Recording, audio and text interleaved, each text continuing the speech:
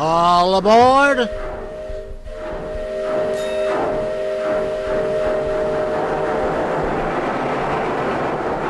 Next stop, Chicago Junction.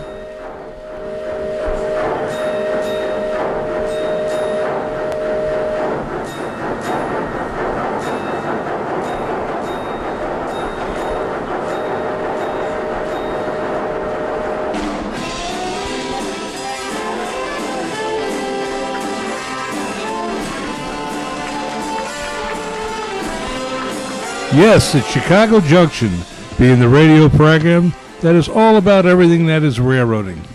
Now here's our boss, the head of the Windy City Hometown Radio Network, as well as being the chief electrical engineer, Mr. John DeVita. Well, thank you very much, Bri, and welcome, ladies and gentlemen, to another broadcast of Chicago Junction from the John DeVita Broadcast Center on the Windy City Hometown Entertainment Network and Jack FM 89.7 WRHS FM Norwich on Tuesday, January the 19th, the year of our Lord, 2016.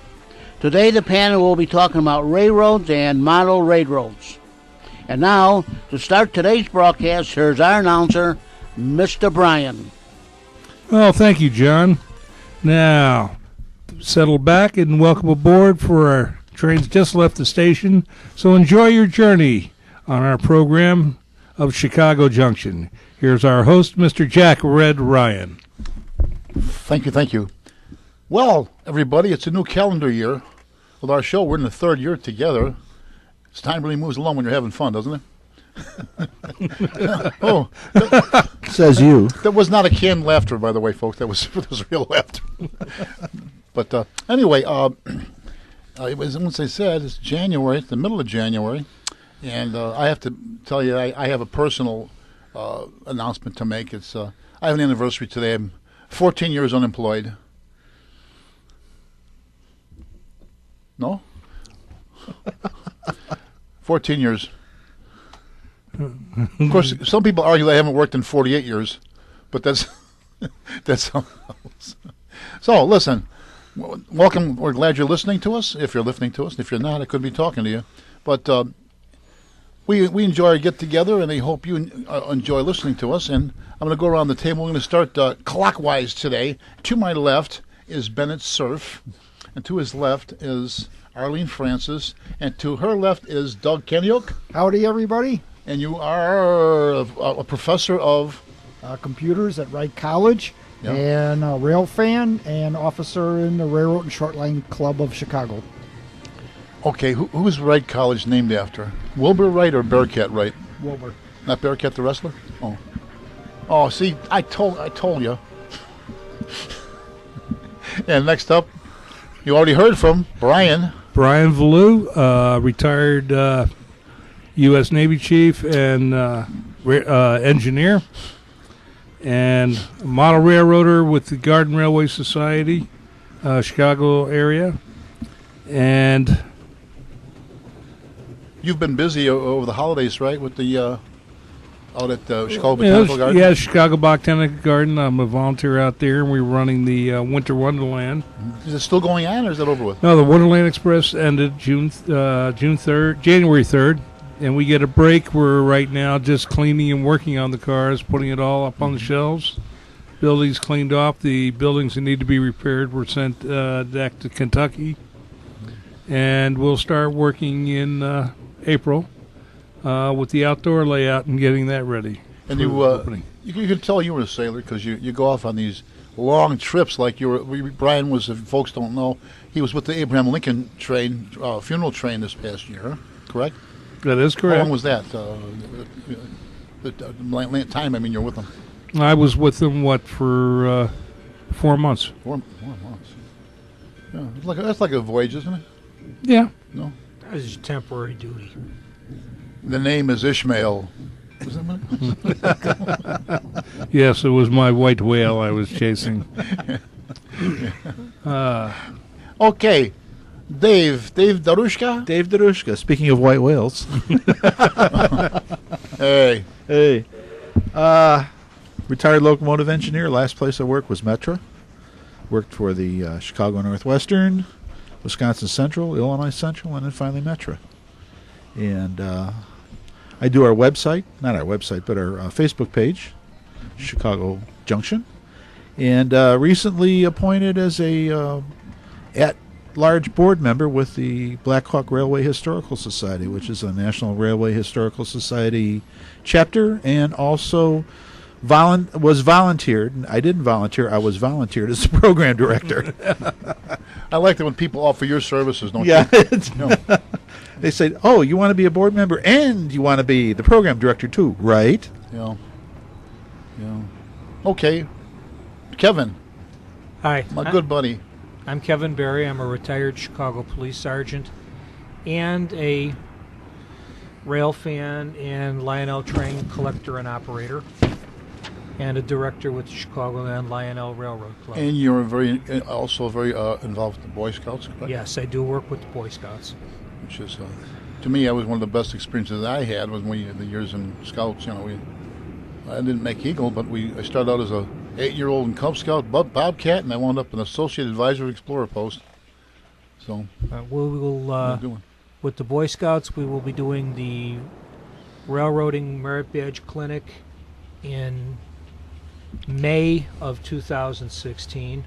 It's a month earlier than we normally do it because the Chicagoland Lionel Railroad Club will be tearing down a large part of our current layout, and we'll be building the new layout that the club manager has promised will be ready for operation before our first open house in September. you said a clinic? Who's sick?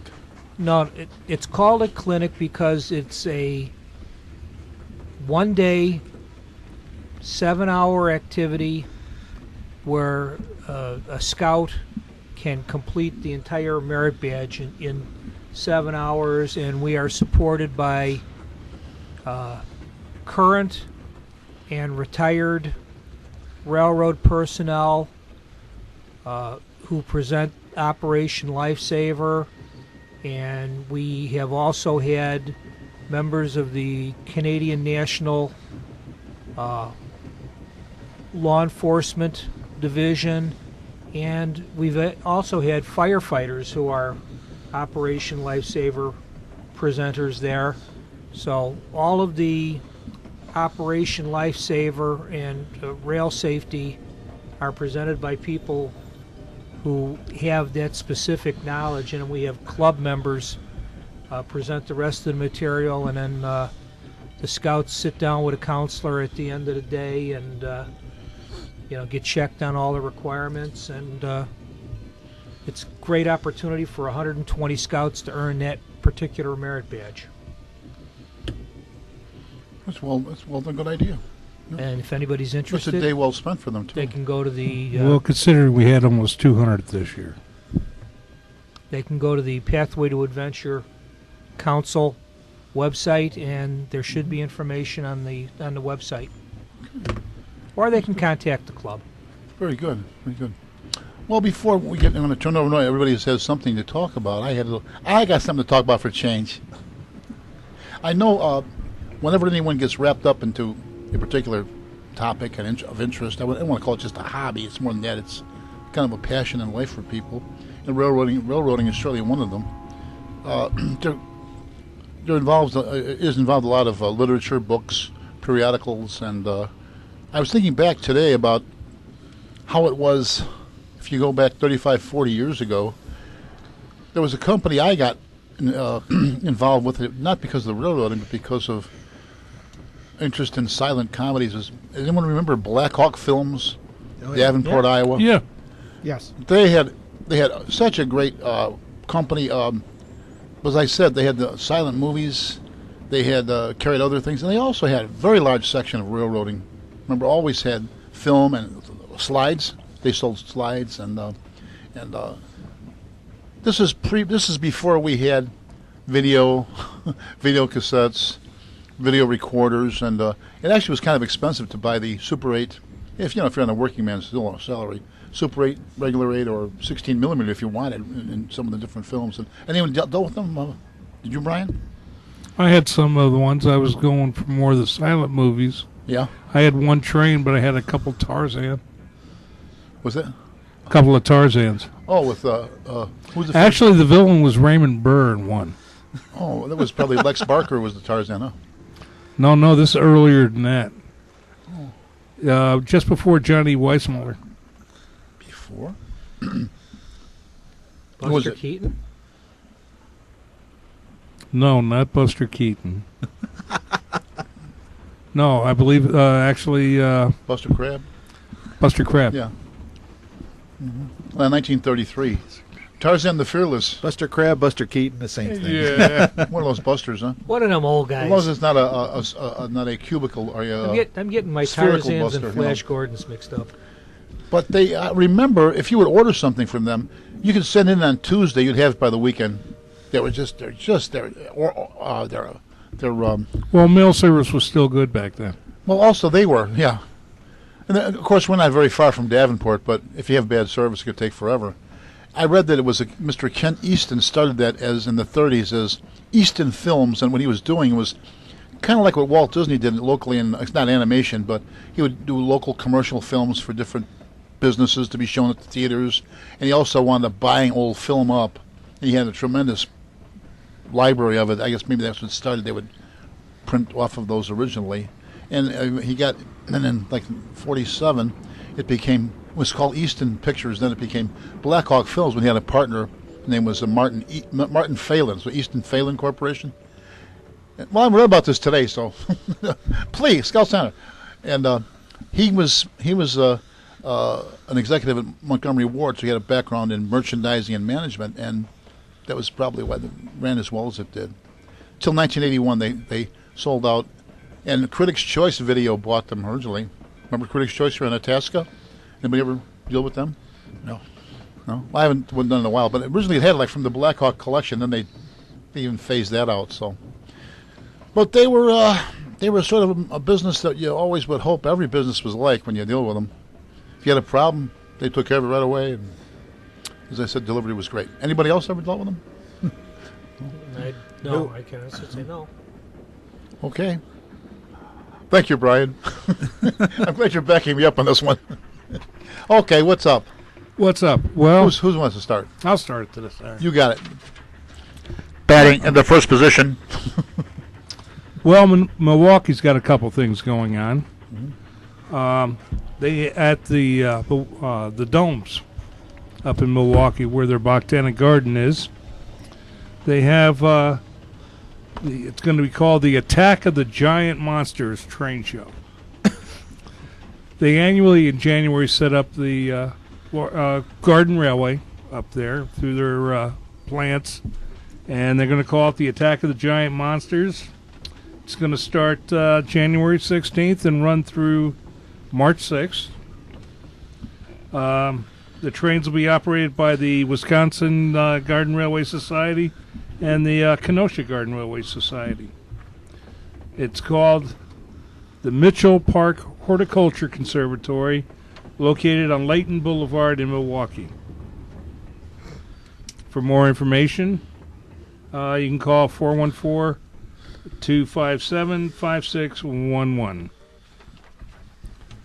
And still up in Milwaukee, at the Milwaukee Engineering School. Milwaukee School Of Engineering. MSOE. Thank you. The Groman Museum, which is part of that school, is putting on its fifth, for the fifth year, a railroad exhibit that is being called The Art of the North Shore Line. It'll start January 22nd and run through April 24th.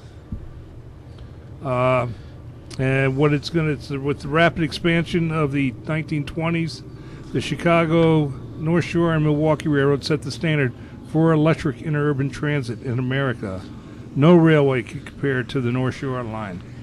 The North Shore Line was established itself as a leader in marketing and highly successful print ad and poster campaign featuring the works of designers Willard Frederick Elms, Oscar Rebe Hansen, and Irvine Metzi. among others, assembled from a collection from the Milwaukee Public Library and a number of private collections. This exhibit features many memorable posters along with photographs, prints, and emphasis era from the height of the North Shore Line's success. It's curated by photographer John Gruber out of Madison, Wisconsin, and J.J. Settlemeyer, a renowned artist, designer, and animator of Saturday Night Live's TV Funhouse. If you'd like to go, more information is at www.msoe.ed. EDU. And on January 22nd at 7 p.m., Gruber and Settlemeyer will be making a presentation, and I will be there. And so will I. And so will you. And Yeah, so so will our missing panelist here, Mr. Schmolin. When he gets here, He can speak for himself. He'll arrive. Has he got a gig there? And one more. No. They got one more. Before you go there, in the fall-winter 2015 Railroad History, there's an extensive article on the colorful creative posters in 1920s multimedia campaign for the Insel lines, which included the North Shore, the South Shore, and the Elevated in Chicago. Excellent article with quite a bit of illustrations of the different posters that they had, along with biographies of all the artists. So, a perk of belonging to the Railway and Locomotive Historical Society. Yeah. And at the Morton Arboretum, the LGB Club, Model Railroad Club of Chicago, they'll be setting up an operating layout up there for its 15th consecutive year. The layout's going to run from January 15th to Sunday, February 21st. And operating times will be 10 a.m. to 4 p.m. on Monday through Friday, 9 a.m. to 4 p.m. on Saturday and Sunday. And they always have a really good setup in their livery. Morton Arboretum in Lyle. Yep, Morton Arboretum in Lyle. When it rains, it pours. That's it. The same people. Yep. I think the biggest news in steam railroading was Monday. Finally, after 10 years of rebuilding and controversy, the Flying Scotsman is out of the museum shops and on the road testing. They'll be running on a heritage line for the next couple weeks, make sure everything, doing its shakedown cruise, and will have their official christening in the middle of February. First official run. Shakedown, that's the first run through, is that it? Yeah, the first couple runs, shaking down, making sure. It's not like extortion by some governmental agency, is it? Well, the way the restoration went, it seemed like it was being extorted, because they ended up spending £4 million, which is about $7 million for the rebuilding, including finally ended up making a brand new boiler for it in Germany. Great. A German boiler on a Scott train. Scottish train? Yes. Continue. Monsieur Dorushka. Yeah, I got some stuff from the Maroons, the Maroons in Hyde Park. You know those Maroons that go to the University of Chicago? Yeah, I was born over there, man. You were. Me in the atomic age. Are you a Maroon too? Kinda, some days. Letter, What a Southside. maroon. The Southside community calls for a more efficient metro system. The Metro Electric, which serves Chicago's South Side and South suburban communities, is a highly underutilized asset. If operated like CTA lines with trains every 10 or 15 minutes, full venture integration, and transfer discounts, the Metro Electric could unlock the enormous development potential of the South Side and South suburbs. Built as a transit line, much like the CTA, the Metro Electric differs from other Metro lines with electrified tracks and complete separation from the freight network. The Metro Electric is well suited to serve many more residents. It serves many key destinations on the south side, such as the University of Chicago, the Pullman District, Chicago State University, Museum of Science and Industry, Governor's State, McCormick Place, the South Shore Cultural Center, and the proposed lakeside development. No mention of Harvey in here. That 6-foot rabbit? Communities surrounding stations are densely populated and walkable, ideal for rapid transit. However, the Metro Electric is hampered by a fare structure more appropriate for suburban lines, as well as a lack of schedule and fare integration with PACE and CTA buses. Most importantly, the trains run too infrequently to serve the needs of an increasingly large community. With more frequent, affordable service, current residents could access jobs across the region and communities along the route and would become more attractive places to live and locate businesses, like Harvey. Furthermore, Metro Electric service could be extended to O'Hare International Airport using existing right-of-ways, which would provide better connections among the universities and cities in the Midwest and would strengthen the South Side and South Suburban access to worldwide markets. And let's see, what are their demands here? Integrate fares and schedules across agencies using the Venture card and transfer discount. Increase frequencies on the Metro Electric lines to every 10 or 15 minutes. Investigate the cost of extending the Metro Electric to O'Hare Airport. Increase federal, state, and local funding to accomplish the above.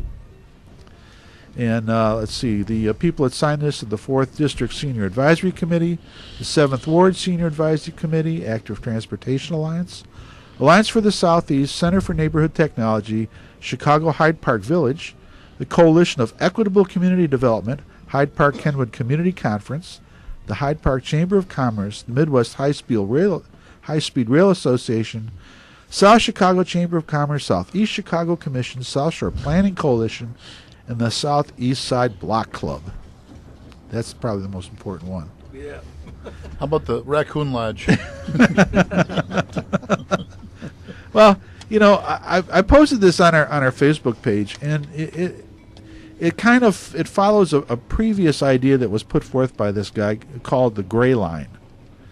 And in the Gray Line, they're going to turn the South Chicago branch into a rapid transit line with 15-minute headways, and all these passengers are going to miraculously appear because they're providing a more frequent service. Now, having worked the Metro Electric in non-rush hour service, I'd have to say that they have to stretch pretty far to convince anybody that more frequent service equals more passengers. You know, and it just, this is basically done by people who have no concept of the difference between rapid transit operations and heavy rail operations. And quite frankly, the metro system is set up as a suburban transit system. It brings suburbanites into the city in the morning and takes them home in the evening.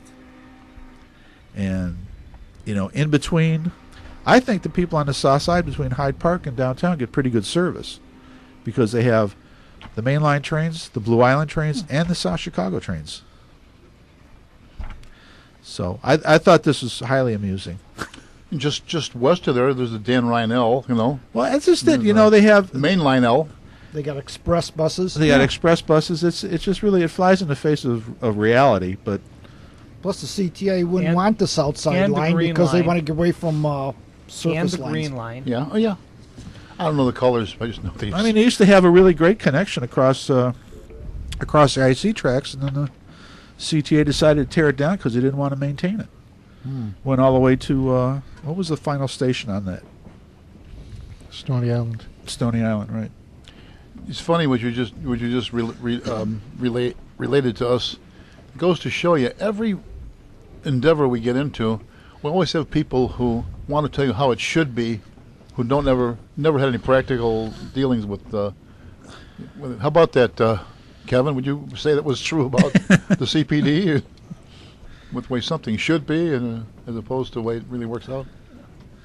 I love the part where they I say thi- I increase think- funding. I think that the majority of the people who have expert opinions to offer about how a major metropolitan area should be policed probably have not had any greater contact with the police than a parking citation or a rather well-deserved traffic ticket. Oh, they watch. What's the show now on Fridays? What's the with the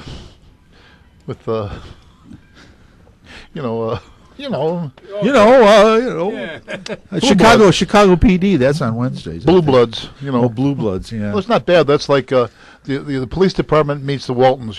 That's what that makes me think of. On a much more exciting note, Joliet is negotiating for a potential brew pub at the Union Station. And if they do get a brew pub, I say we do a remote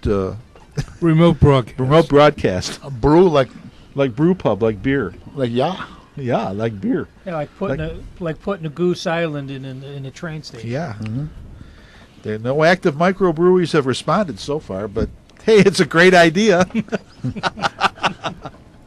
Its time has come. Got to pay the rent. Okay, who's up?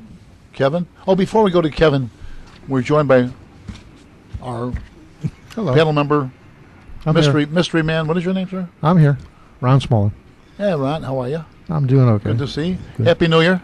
Happy New Year to you. And what is your background with railroad? Well, I'm more into the traction and the probably like the CTA lines, which I guess half of this end of the table disagrees with one thing. I think the gray line has some feasibility.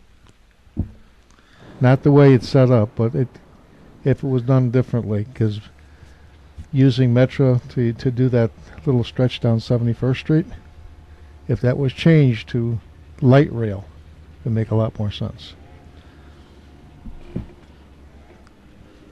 The way it's set up right now, yeah, you've got the heavy Metro line going in there, right. But how often does it go through that area? Hourly. Yeah. 15. That's in non-rush hour times. Right. I mean, they ran more frequent trains when the steel mills were running. Yeah. But there's just no that would ease up business impetus there. Right, but that would ease up on a lot of traffic and get rid of the Jeffrey Express, which doesn't need to be running as often as it does, and tying up Lakeshore Drive, because I don't know if you ever. Yeah, you ran the Metro Electric. You've seen how Lakeshore Drive just sits at rush hour. Right. And those buses are stuck in there. You've touched on an interesting subject there, because I've always felt, maybe, see if you guys agree or not, people would be more willing and, happy to use the public transportation if it wasn't maybe felt a little safer around the city, traveling around there, especially in the evening hours. No, yes, maybe. We can go to Harvey. It's perception versus reality. I used to write it at night and never had any problems, but then you pick up the paper next day and three people robbed, one knifed. It's you don't know just where you were. You don't want to be that one that when your number's up, right? The Metro was in the news a couple of years back when we had all those problems with the oil and prices going up higher, and telling people, they need to use the Metro more often. And today, as we have for the last 10 years, we still have the same weekend schedule of trains every 2 hours. And nothing was done to really enhance that. Brother Kevin Barry? TM Video, a company that makes a lot of DVDs on railroading related subjects, just updated their Toy Train Review Volume 5 and included the Chicagoland Lionel Railroad Club for a Christmas visit. I have to admit, the club does look particularly nice. Was you there? You on video? Yes, they have me on video. They have a shameless plug. Actually, they have, I believe, 8 people that they spoke to about trains and memories of trains. From the president down through a couple of the directors, several of the members, and a few of our younger members. Even young Luke is in there talking about his trains. So, it's a particularly nice video. It's not real expensive. It's under $20. And it was well worth it when I put it on the DVD when my daughter and her children were up at Christmas, and all of a sudden my granddaughter looked at it and said, "That's Papa." So yeah, but it's nice, and the clubhouse really looked nice, and they also went and covered I think 5 other layouts, from some very traditional stuff to something very, very whimsical. One grandfather built a carnival layout, and he changes the attractions in the carnival every year so that when his grandkids come to visit, they don't see the same thing every year. Which is, it's always nice when you can see a layout that changes seasonally.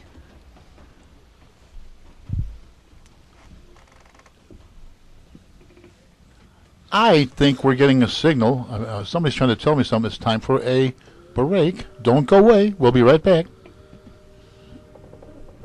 You are listening to Chicago Junction on Jack FM 89.7 WRHS FM Norwich and the Windy City Hometown Entertainment Network from the John DeVita Broadcast Center on Tuesday, January the 19th, the year of our Lord 2016. And this is Jack FM 89.7 WRHS FM Norwich. And now, back to Chicago Junction and our panel. All right. We're back. Guys, get back in here. Let's go. Call the quorum. Like the State of the Union. Call the quorum, whatever it is.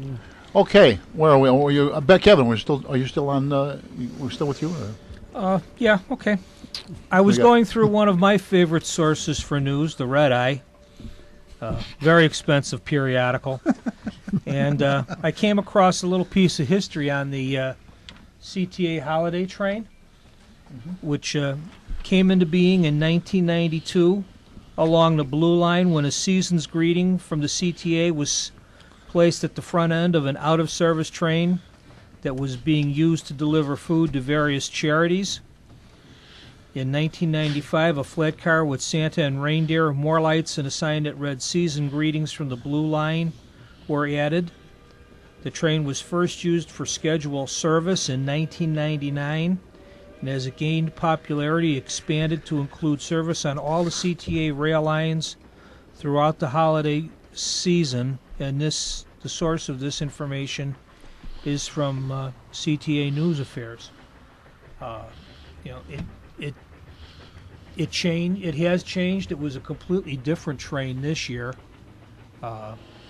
They put a skin on the outside of it with holiday graphics, and I've had a chance to see it a couple of times. And they had Sprint help pay for it. Sprint did pay for that, and Sprint also paid for a CTA holiday bus that looked like an 80-foot long reindeer with a very flat nose. But it's nice to see.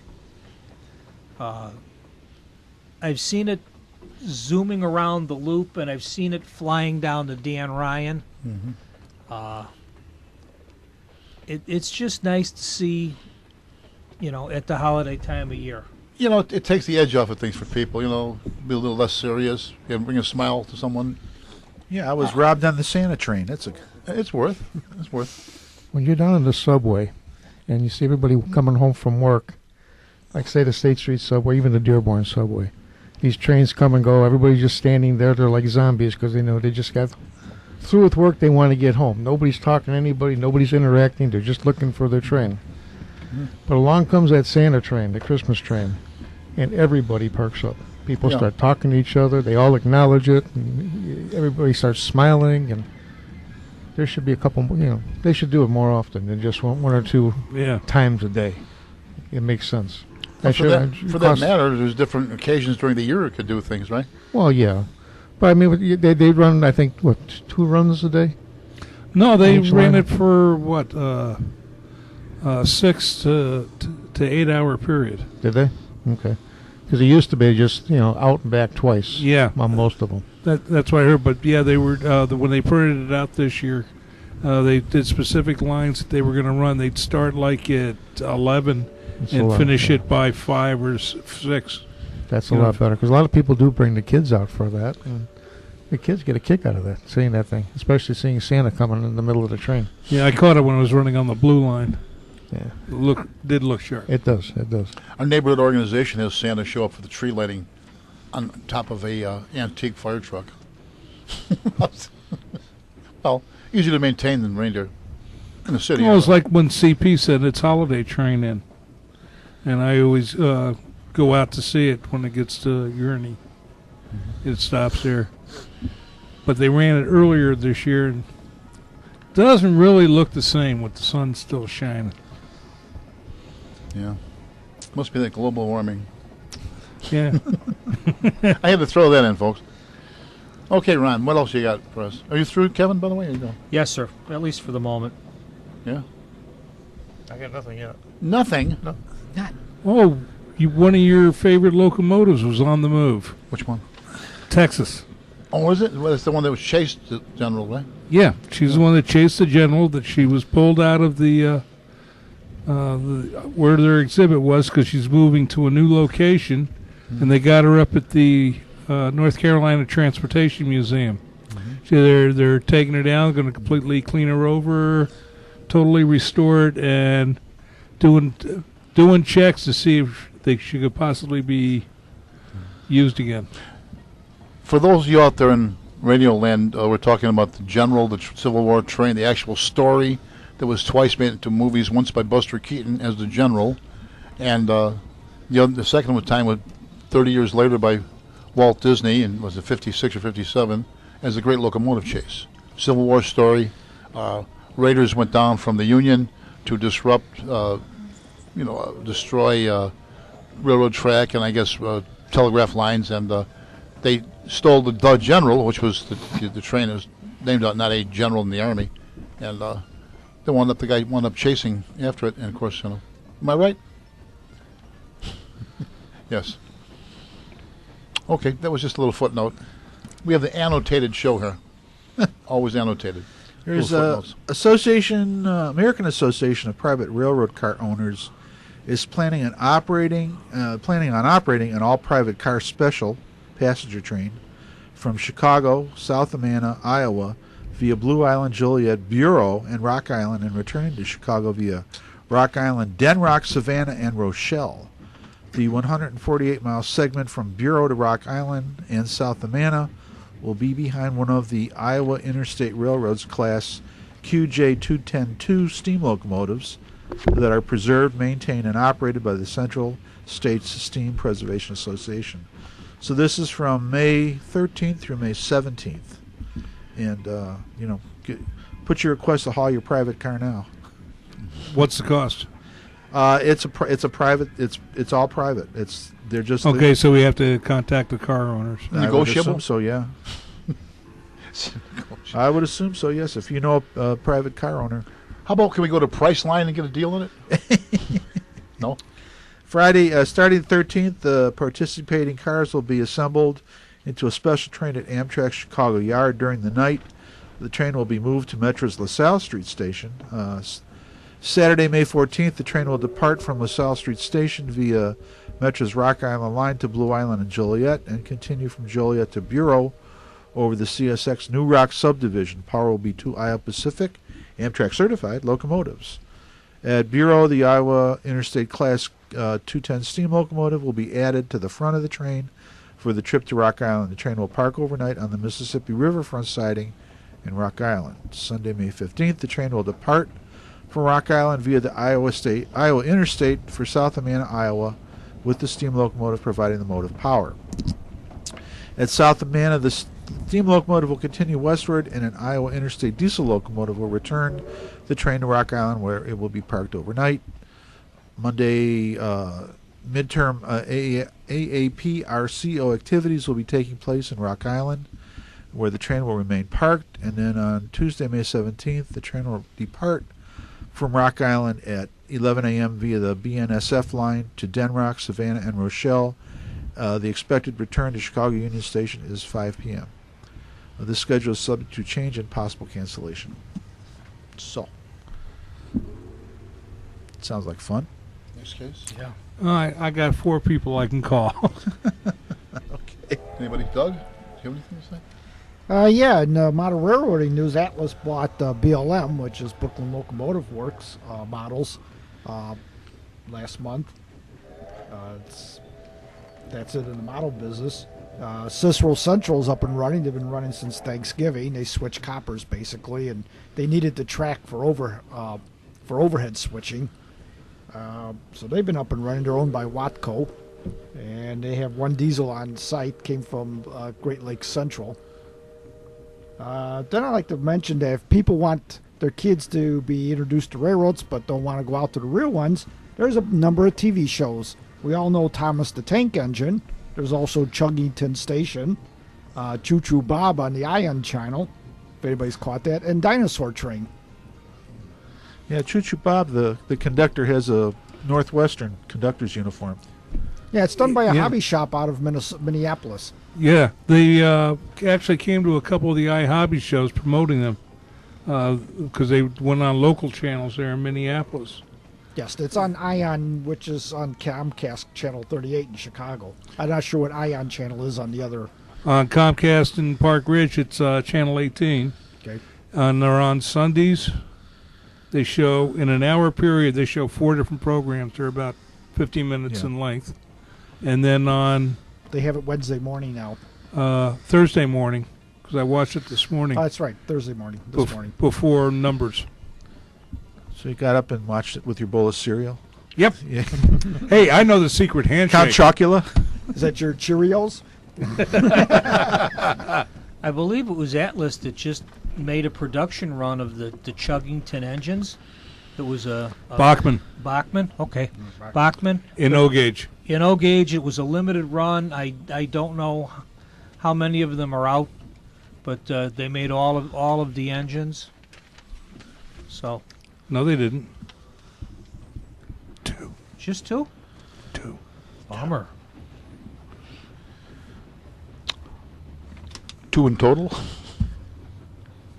No. They're probably testing the water to see what kind of response yeah, they get. because it's not getting the broadcast that shit. Because even Disney's putting it on at weird hours. Really? Disney Channel? Yeah. Well,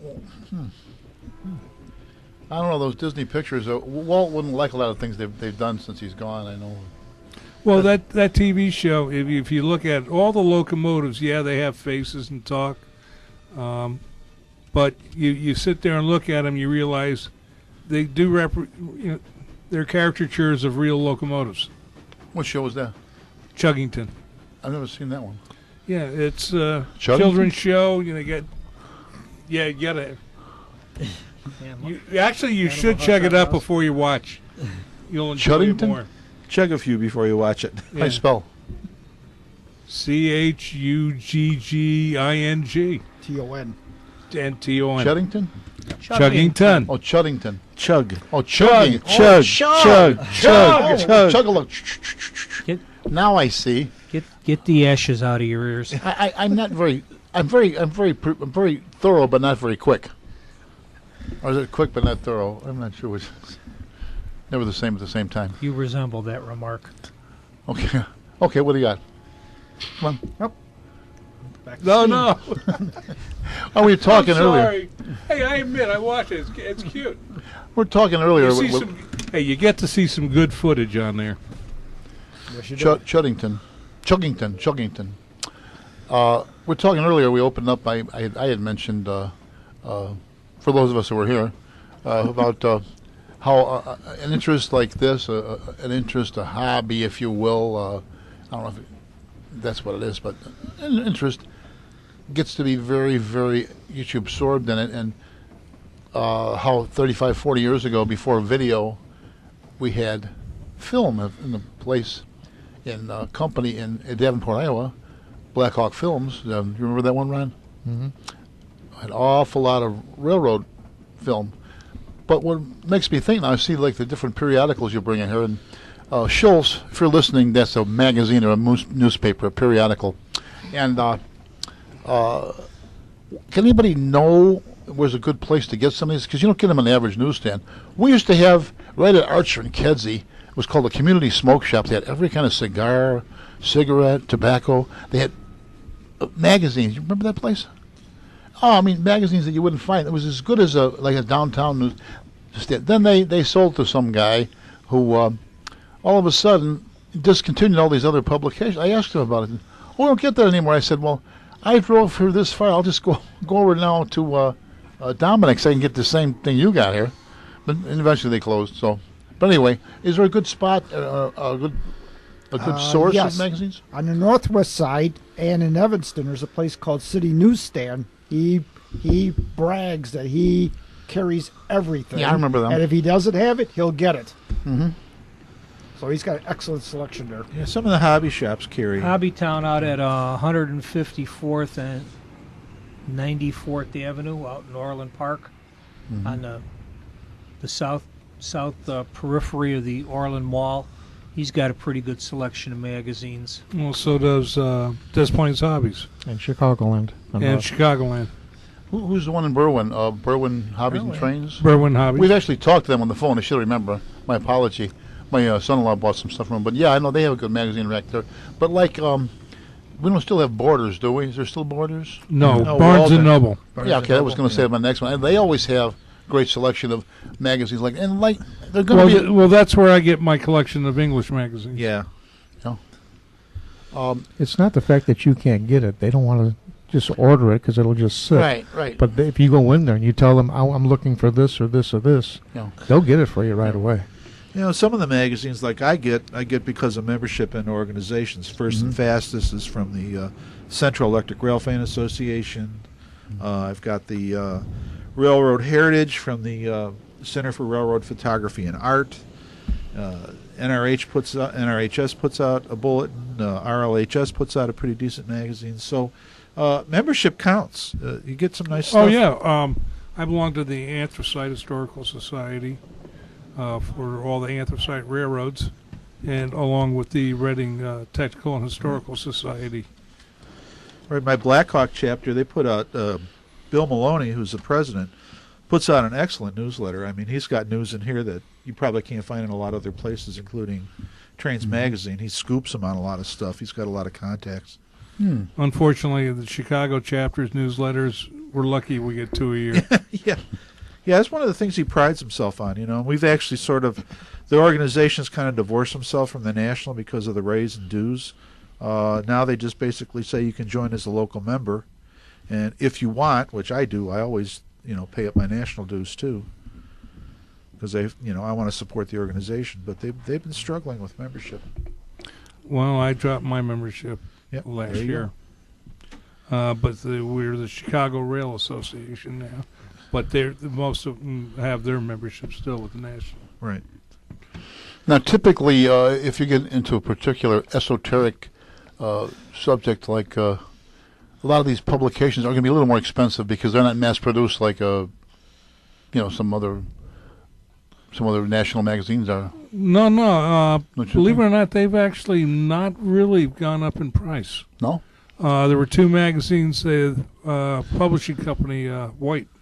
Yeah, Railroad and Railfan.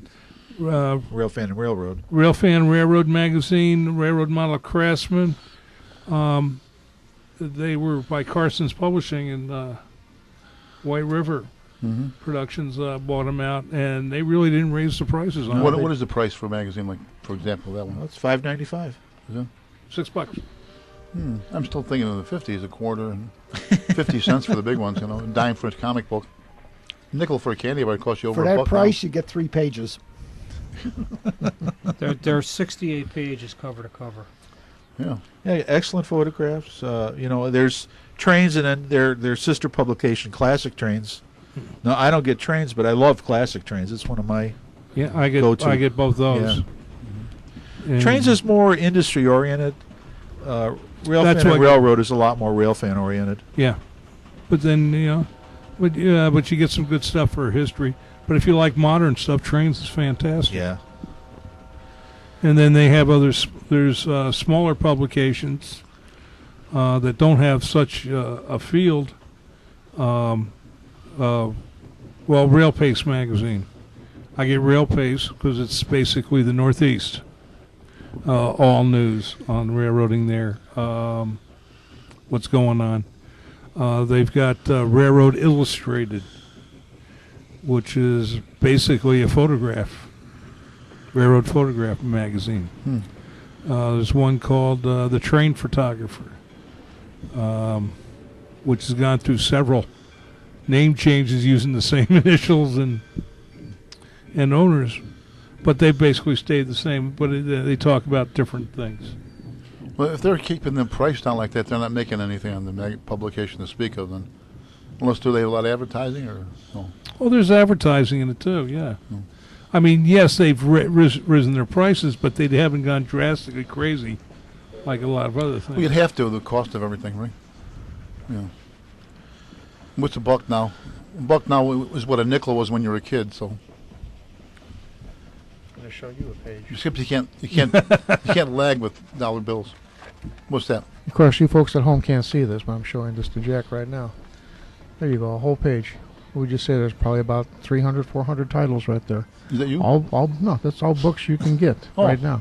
Yeah. That's why they won't. You go to your local store, they won't have them. No, I know. Yeah. But all this you can still order Sure. online and everything else. Go to you see these, you don't want to go through the company. You go to your favorite model store and order that stuff. Now, like Des Plaines Hobbies, they've got a good book selection in there. They have some of the modern books, but then they also have books that you can't get anymore. Right. Out of print. Out of print, Older. but what it is that when they buy collections, the Trains to sell, Right. they'll get people's books. And so you all of a sudden a book that you've been looking for and dying for, and all of a sudden you go in there, there's 7 of them there. Yeah. It's It's sort of like going to eBay. yeah. I was going to say, it's either feast or famine. Is that it? Oh, wait, another. There's specialty publishers out there too. You know, a lot of the, Right. railroad books come directly from publishing companies that just specialize in that genre. And then there's I forget the name of the company, but they produce a small, like $20 books. Anybody can go into them and have a book published, black and white photos, and they have a format that you follow, and a lot of small. I did one for the local historical society, and they're great money raisers. Basically, you can, if a historical society produces it, they buy it from the publisher at half the cover price, and then sell it for the cover price and keep half the profits. So it's a great What's money the name raiser. of this company? Oh, I'd have to. Well, I'll talk to you later. Yeah. It'll keep till next time or whatever. Well, yeah. Interesting though, when you develop these little contacts and ideas for others. But okay, here's one. Since we seem to be lagging now, we did very well before. We're talking about. Anybody got any good train movies you can think of, or that involve trains that you want to speak about, or no? I guess not. Well, most of the train movies, especially if Dave and I come up with it, we'll be giggling the whole time. That's okay. Yeah, right. This is genuine laughter, folks. It's not canned laughter. Okay, there was a film called Night Freight. Night Freight. Night Freight, done in the 50s, I think around 56, 57. Forrest Tucker, the lead Chicago boy. character. Never saw that one. And it was filmed on the Modesto Empire Traction. Empire Traction. Yeah, boy. Well, hey, it was a short line, so I knew he'd help. But yeah, with their 70 tonners, were their main freight locomotives. Night Freight. Night Freight, and they were going to compete against truckers. And they had a guy that was trying to do it, and their crack express engines are GE 70 tonners. It's a small switching locomotive. Yeah. Be lucky if you get 50 out of it, maybe 60. Anyway, so he's running down the track, and they're pulling all these strings of reefers. And this truck company they're going through, and then there's one time they're pulling an ammunition train. The trucking company is going to try and blow up the train to keep them from getting the contract. And so they put it in. They open up the top and they put it down an ice hatch. And it was the car. They say there's a whole train of ammunition that was going to the depot. So they're going to blow up an ammo train. So the chase is on to try and stop that train and find it. Yes, I mean it's Campy, would you say? Would you describe it? Well, you don't want to show it to a bunch even rail fans who know railroading. Right, you really don't want to show it. I mean, unintentionally funny. It's not as bad as the disaster on the coastliner. That's a good one. I think you mentioned that before. Well, yeah. That is railroading's version of Plan 9 from outer space. Arguably the worst piece of science fiction ever filmed. I don't know. There's been a couple others made recently. Well, if you don't count Santa versus the aliens. Martians. Yeah, Martians, right? With Pia Zadora. Squirt the Wonder Clam was in it, wasn't he? Squirt the Wonder Clam. That was one of Johnny Carson's. Antenna TV's running the old Johnny Carson's. Yeah, they just started doing that. Yeah. Who? Antenna TV. They're like Oh, me. Antenna, yeah. And Grit is running the old Merv Griffin shows. Oh, I got to find them. What's interesting is who shows up as guests and, who are gone now. Well, I do want to watch Merv Griffin, especially if Arthur Treacher's on it. Yes. But because then I want to see the one they had Moms Mabley and Don Rickles. Oh. Or no, not Don Rickles, Jackie Leonard were on there together. Yeah. And they got into it, and nobody got a word in edgewise between them two. Got Doctor Who on Retro TV. Yes, they do. Jackie Leonard was a Jewish boy from the West Side here, and his son, he married an Irish girl, and his son was in the seminary, became a priest. But anyway, he was at it was Don Adams' wedding. It was a Catholic ceremony. So he goes up to the priest and says, he goes, Jackie Leonard, he goes, nice job there, Father, but I don't think you're ready for a high mass yet. So that was. Anyone remember Jackie Leonard? No, it wasn't Jackie. It was Jack E. Leonard. Yeah. Yeah, the original Don Rickles. Yeah. The best Johnny Carson had to be when Ed Ames was on the Daniel Boone TV series. With the hatchet. With the hatchet. Yeah. Yep. He throws the hatchet to the silhouette. Johnny was gonna stand there, and then Johnny chickened out, and the hatchet went low, and Johnny would have been singing in the alto section of the choir. Mm-hmm. No, he'd be like Michael, high soprano. High soprano. Castratos or something. Castralto. We're speaking of these late night former hosts are gone now.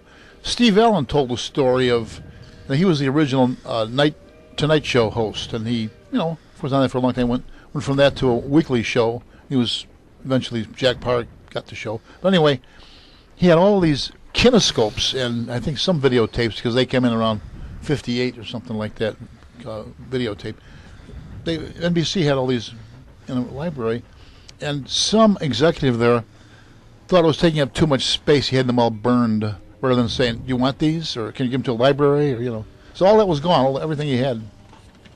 So, sure, the idiots are out there everywhere, aren't they? In their suits.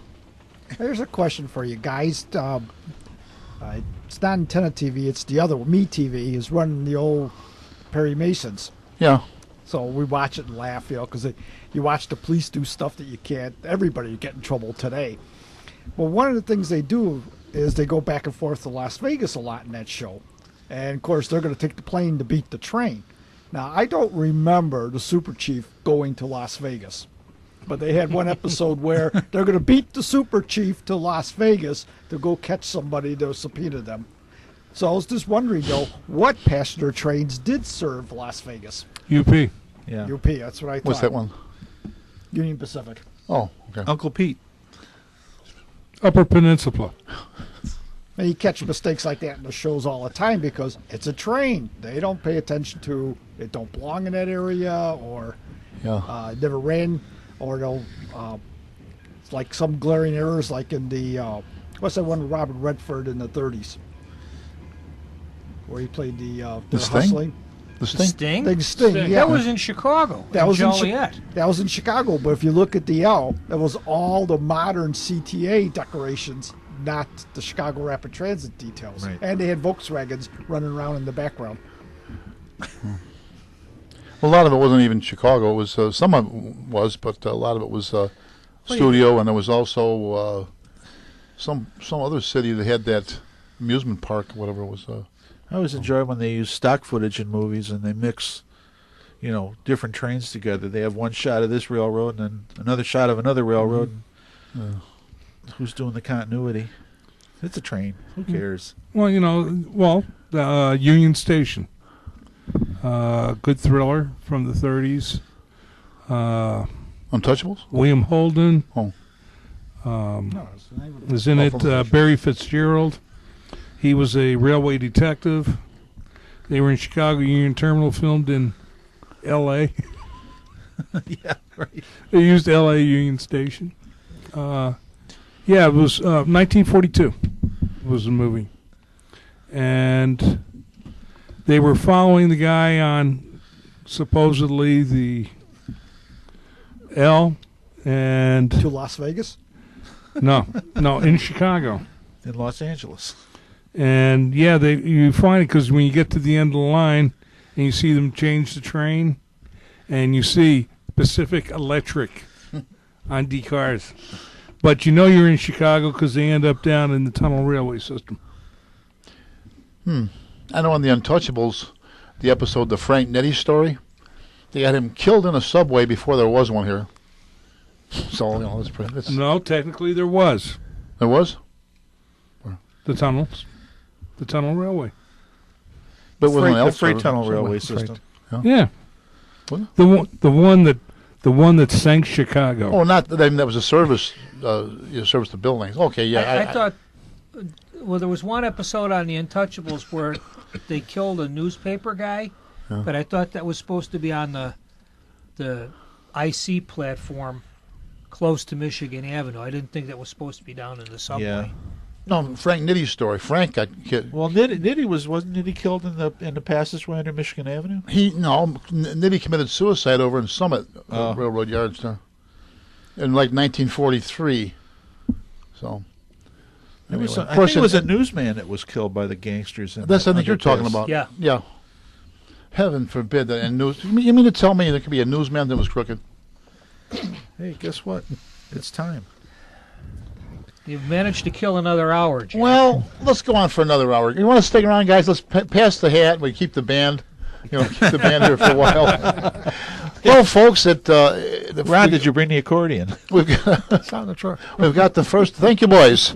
We've got our first show of 2020. Listen, 2016 in, and on behalf of Ron Smolin, Kevin Barry, Dave Darushka, Mr. Brian Ballou, Doug Kenyuk, and me, Jack Ryan.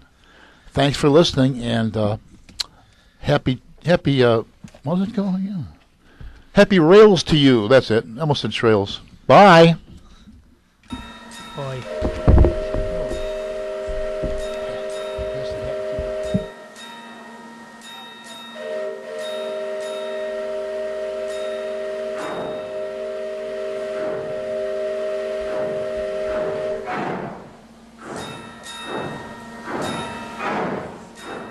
All aboard!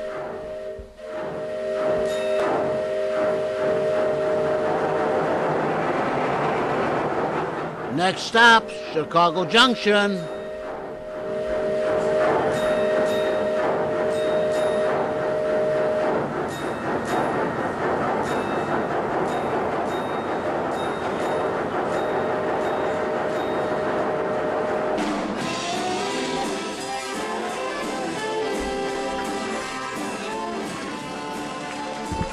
As we pull into the station, join us again next time when we take our railroad of the imagination on our continuing journey through the wonderful world of trains.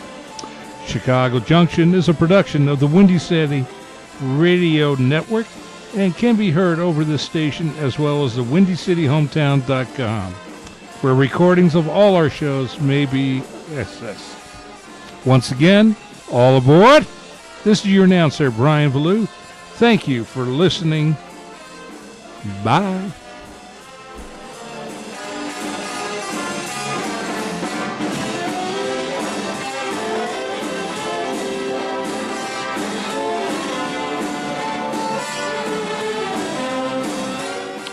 You have been listening to Chicago Junction on Jack FM 89.7 WRHS FM Norwich and the Windy City Hometown Entertainment Network from the John DeVita Broadcast Center on Tuesday, January the 19th, the year of our Lord, 2016.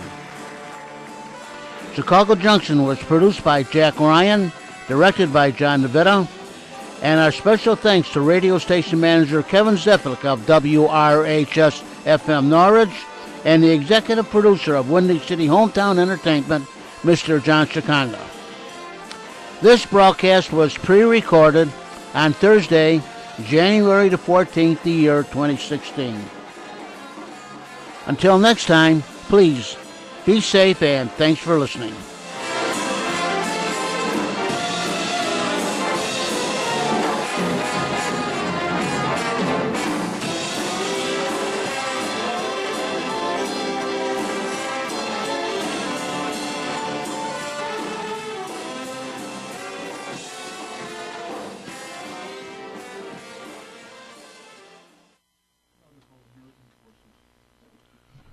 And this is Jack FM 89.7 WRHS FM, Norwich, Illinois.